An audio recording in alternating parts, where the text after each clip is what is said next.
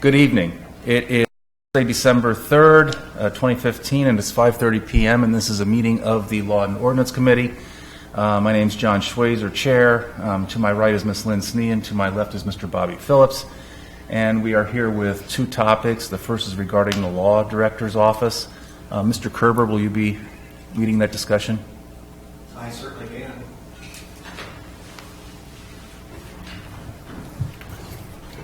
can. Good afternoon. This agreement is, as you may know, I was elected to fill Jim Livingston's spot as the law director. And I first off want to thank Jim for doing such a good job as the law director. But this agreement is it's almost identical to the agreement that the law director's office was under the last 4 years. The only exception would be, as you know, part of the law director's responsibilities involve oversight of the prosecution of both felony and misdemeanor cases in the Miami County Municipal Court. Given that the City of Troy is the county seat, the Troy Law Director has a responsibility of prosecuting crimes that occur in the unincorporated areas of the county. Given that, Miami County and the City of Troy has entered into an agreement for the City of Troy to serve as a pass-through entity to help fund for the prosecution of those offenses out in the county. And this agreement essentially provides for reimbursement for expenses related to the prosecution of those offenses. As I mentioned previously, this agreement is identical. The only difference is there's a slight adjustment to reflect the difference. The county pays a slightly higher amount as its pass-through amount for the prosecution in the unincorporated areas in the county. Okay, thank you. And we do this every 2 years or every year? It's it's a 4-year term, so it's prior to the commencement of the term. And there's no fee attached to this. Is it a floating fee for this, or?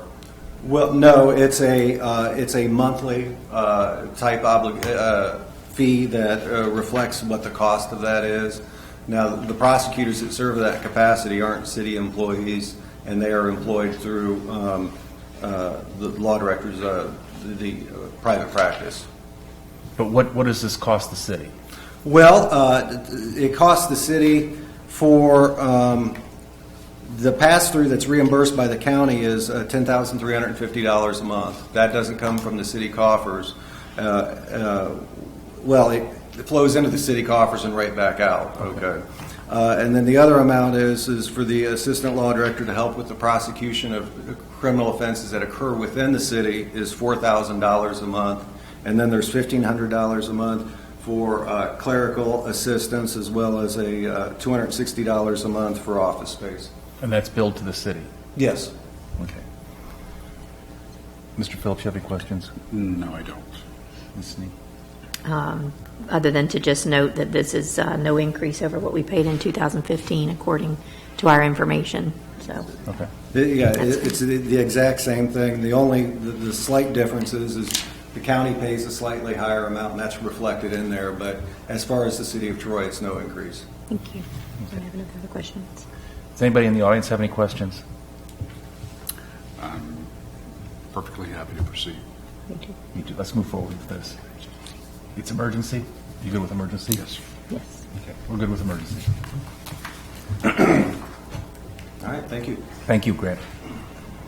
Mr. Titterington, would you like to do the second portion of this? I would be glad to. Thank you, Mr. Chair.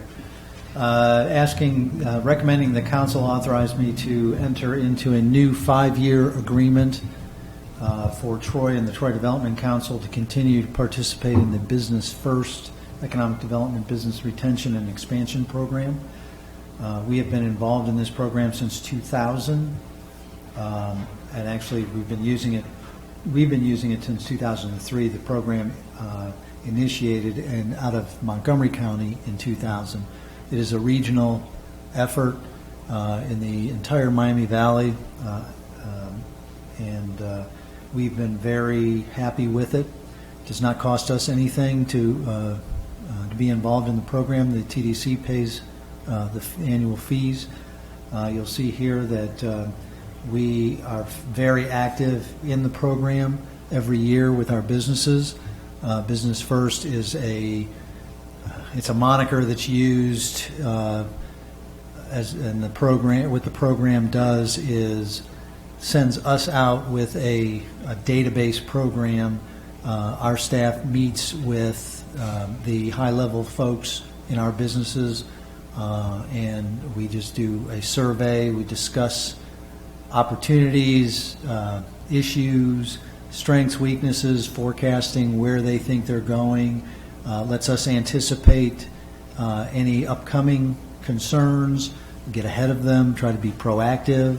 Also, we get to hear from the businesses as to the direction they feel the business is going, the trends that they are seeing, how we might better anticipate not only their needs but any other opportunities within their businesses, what their future needs might be, such as workforce development, which we have been hearing for a number of years, and a lot of that came through our interviews with Business First. So, very successful program.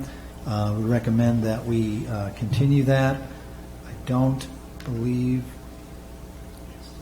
I do believe that we are requesting emergency legislation. And that's all I have. Thanks. Ms. Snead, any questions? No. Mr. Phillips? Do you happen to know what it does cost TDC to be a member of this? Do we have that? I don't. I can get you that number. Ballpark? I would hesitate to guess. It's been so long since I've seen any of those. It's not exorbitant. I was just going to guess $100 or $250 or something like that a year. It may be a little bit more than that, but it's certainly not tens of thousands or anything. No, I don't. Anybody in the audience have any questions?